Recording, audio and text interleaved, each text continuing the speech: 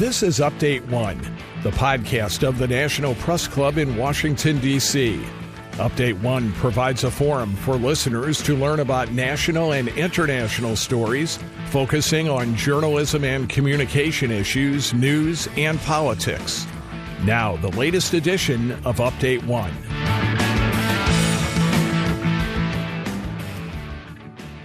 Hello, I'm Bill Loveless, a longtime reporter in Washington and a member of the National Press Club. Our guest today on Update One is U.S. Representative David Cicilline, a Rhode Island Democrat who chairs the House Judiciary Subcommittee on Antitrust, Commercial, and Administrative Law. We're visiting him at his office on Capitol Hill to talk about legislation he's introduced to assist struggling news organizations across the United States. Mr. Chairman, welcome to Update One. Thanks for having me. Great to be here. Mr. Chairman, your legislation, the Journalism Competition and Preservation Act, is designed to give local news publishers an opportunity to negotiate with major online publishers like Google and Facebook for better business terms. You call it a much-needed lifeline for publishers. What are you looking for? Well, we're seeing examples all across the country of newspapers and online publishers that are going out of business, laying off reporters. And I don't think it's an exaggeration to say local journalism is on life support. And part of the reason of that, and a real driver for that, is that the two large technology platforms, Facebook and Google, essentially dictate to these online publishers and newspapers how they'll use their content. The majority of Americans get their news through Facebook and Google, through those two platforms.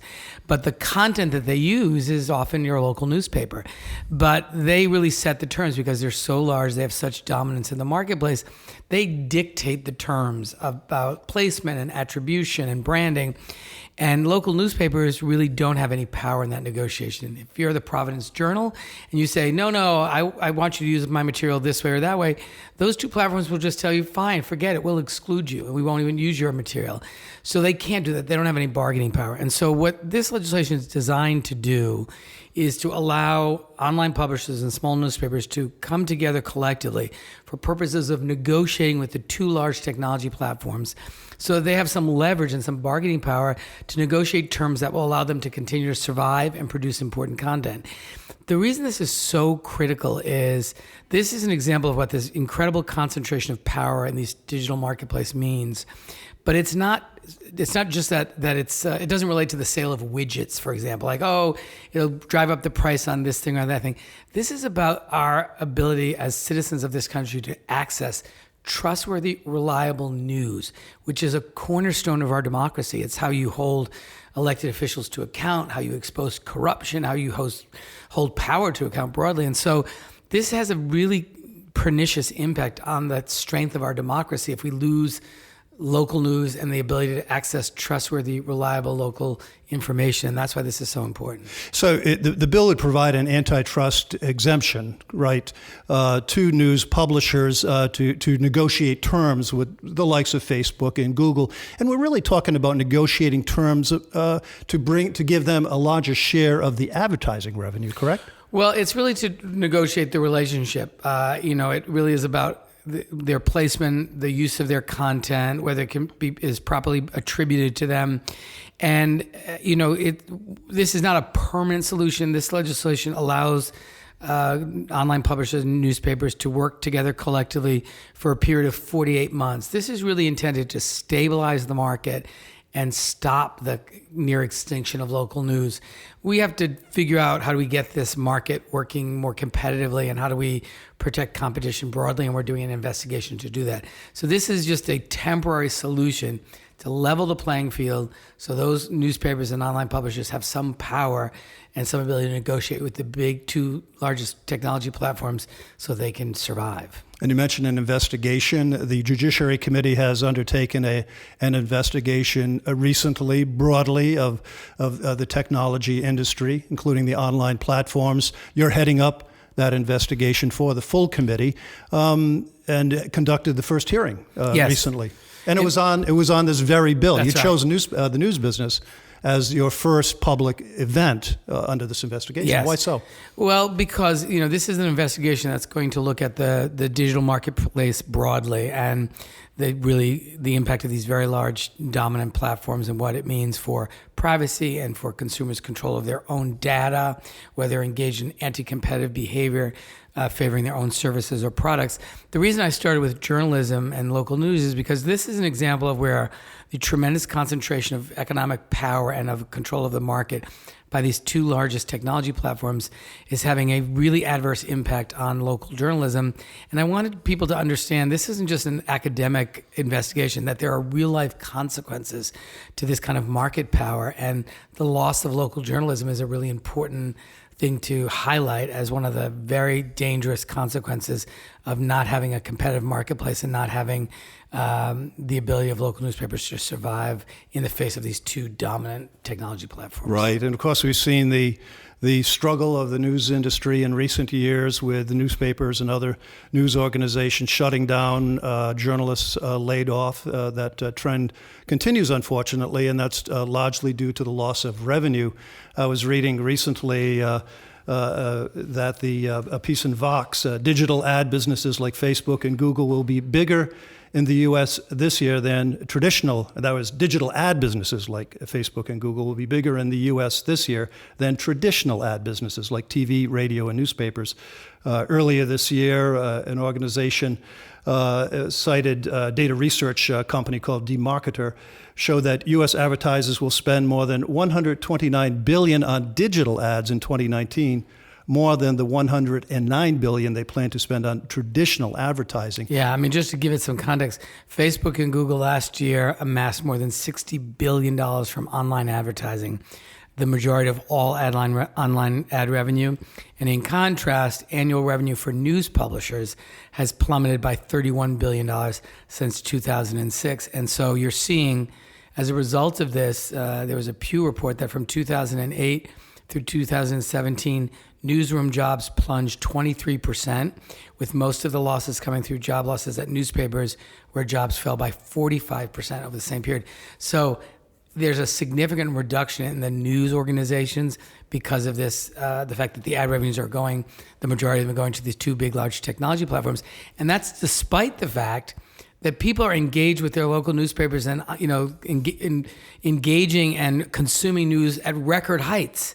So people are more engaged, they're reading all the stuff through Facebook and Google, but because the business model has most of the revenues going to the two large technology platforms, the newspapers just can't survive. So when you say this would give the publishers an opportunity to negotiate better terms, we are talking about giving them access to more of the revenue, making the revenue giving them more control over how these two platforms use their content, which would translate into a financial return for the publishers. You introduced this legislation in the past. It didn't go far. You've come back with it. You have bipartisan support. The ranking member of the House Judiciary Committee is on the bill as a co-sponsor. There's a bipartisan bill in the Senate, I understand, with Senator John Kennedy of Louisiana and Amy Klobuchar, a Democrat of Minnesota, on the bill. What do you think its prospects are for this year? I expect that we'll move the bill out of committee, and I hope it will pass the floor. What's different this year is the Democrats are in charge. So although I introduced it in the previous Congresses, the Republicans were not particularly supportive of it. I worked hard to make this bipartisan. Doug Collins, the ranking member of the Judiciary Committee, is the lead Republican. So the bill is bipartisan. We've already had a hearing on it. And I expect that we'll move the bill, and hopefully it'll have success in the Senate as well. You have the support, of course, of the news industry, the various associations of editors and publishers and those sorts of folks. At your hearing recently, they testified. You didn't have Google and Facebook there, although I noticed there was a statement by Google saying, we've worked for many years to be a collaborative and supportive technology and advertising partner to the news industry as it adapts to the new economics of the internet. And others in that industry would say antitrust exemption is not the way to go. There's perhaps other tools to address the difficulties publishers have adapting to the internet. I mean, did you consider any other alternatives? I think antitrust is actually this is about the absence of competition. It's about companies that are behaving like monopolies who are dictating the terms of the relationship with the news industry. So I think this is precisely what antitrust is intended to prevent, this kind of concentration of economic power and absence of competition and monopoly behavior. And I think the antitrust laws are perfectly suited to help fix this.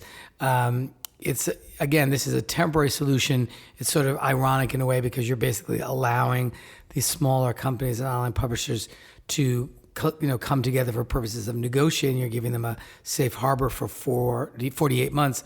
But it's because the market is so broken, because there is no competition.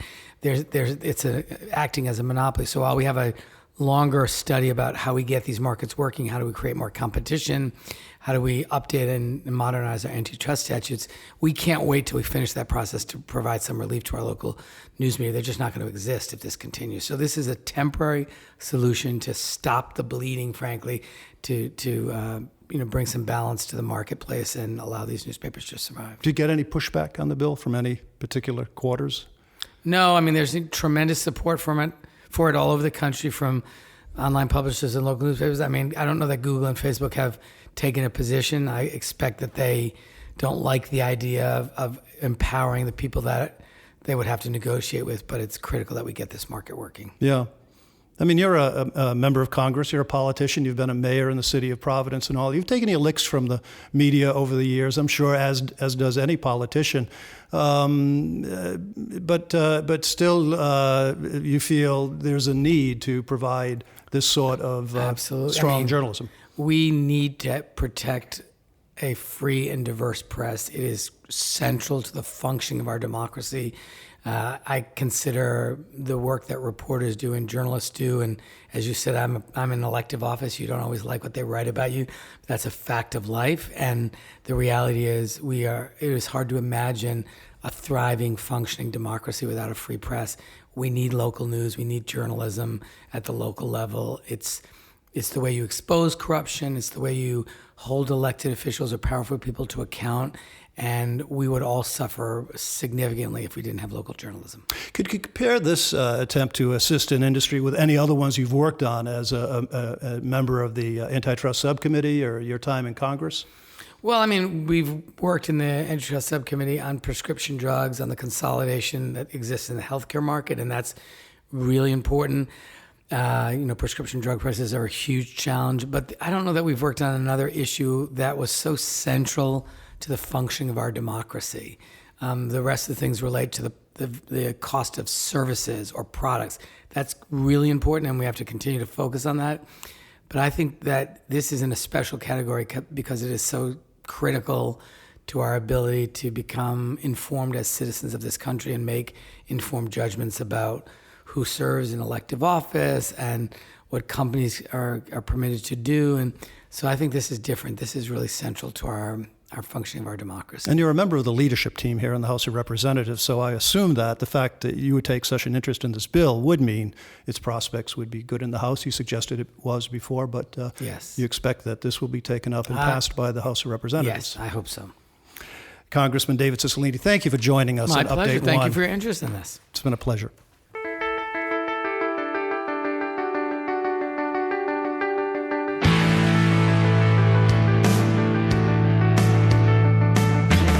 Update 1 is a production of the National Press Club's Broadcast Podcast Committee.